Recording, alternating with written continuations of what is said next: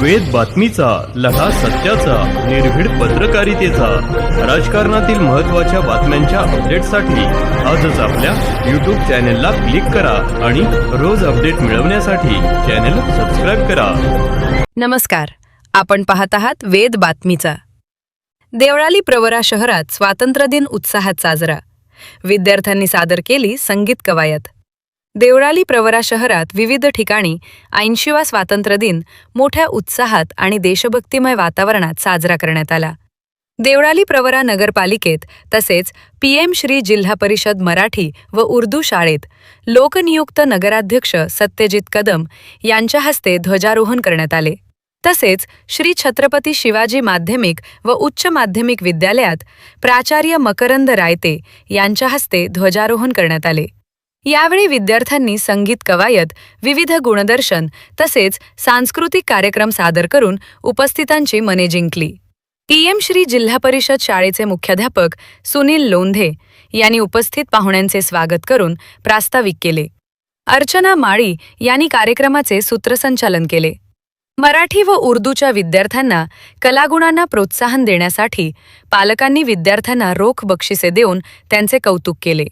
यावेळी उपनगराध्यक्षा बेबीताई बर्डे, माजी उपनगराध्यक्ष तथा विद्यमान नगरसेवक प्रकाश संसारे, सौरभ मुसमाडे, शाळा व्यवस्थापन समितीचे अध्यक्ष स्वप्नील शिंदे, कोमल पोटभरे, सागर संसारे, तृप्ती उदावंत, स्वाती तांगडे, सोनाली इथापे, उमाकांत होले, नंदा थोरात यांच्यासह शिक्षिका मनीषा कुंभारकर, प्रतिभा बोबे, अयोध्या कुडके, सुप्रिया आंबेकर, सीमा ढाळे, मनीषा शिंदे, ज्योती मस्कुले, उर्दू शाळेच्या मुख्याध्यापिका तरन्नुम खान, शिक्षक, शिक्षिका, विद्यार्थी व पालक मोठ्या संख्येने उपस्थित होते.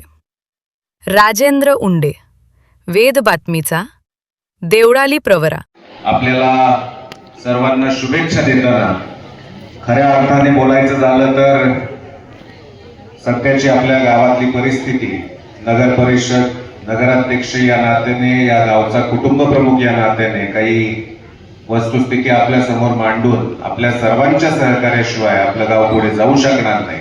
त्यामुळे आपलं सहकार्य आम्हाला अपेक्षित आहे. त्या अनुषंगाने जर सांगायचं झालं तर आत्ता सध्या आपल्या नगर परिषदेची सगळीच बाबतीतली परिस्थिती, कामांच्या बाबतीतली, आर्थिक बाबतीतली आपल्यापैकी बऱ्याच जणांना कल्पना आहे.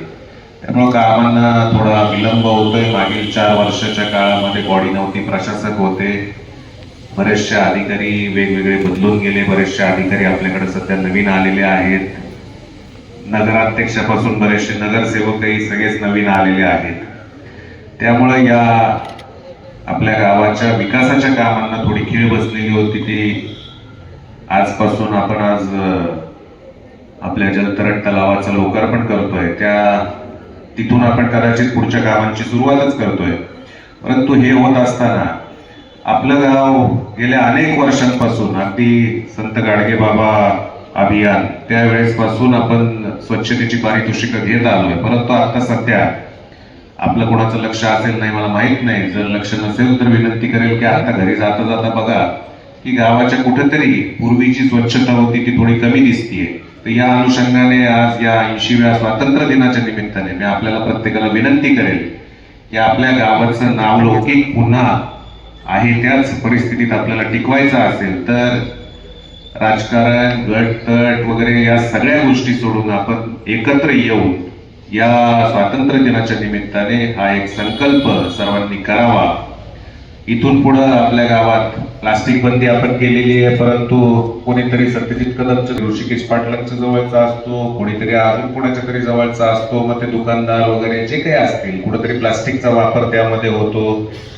आपल्या मुलांना आपण चॉकलेट्स देतो, काहीतरी वेफर्स देतो, त्याचे रॅपर्स टाकले जातात. त्यामुळे प्लास्टिक बंदी करूनही आपल्याला पाहिजे तो रिझल्ट अजून मिळत नाही. त्या बाबतीत आपल्याला कठोर कारवाया करायची वेळ येऊ नये यासाठी आपल्याला आपल्या गावाच्या सर्वच नागरिकांचं सहकार्य अपेक्षित आहे. ते मिळवण्यासाठी आज इथं उपस्थित असलेला प्रत्येक जण याचं सहकार्य नगर परिषद म्हणून प्रशासनाला, आम्हाला लोकप्रतिनिधींना अपेक्षित आहे. ते आपण सर्वांनी करावं.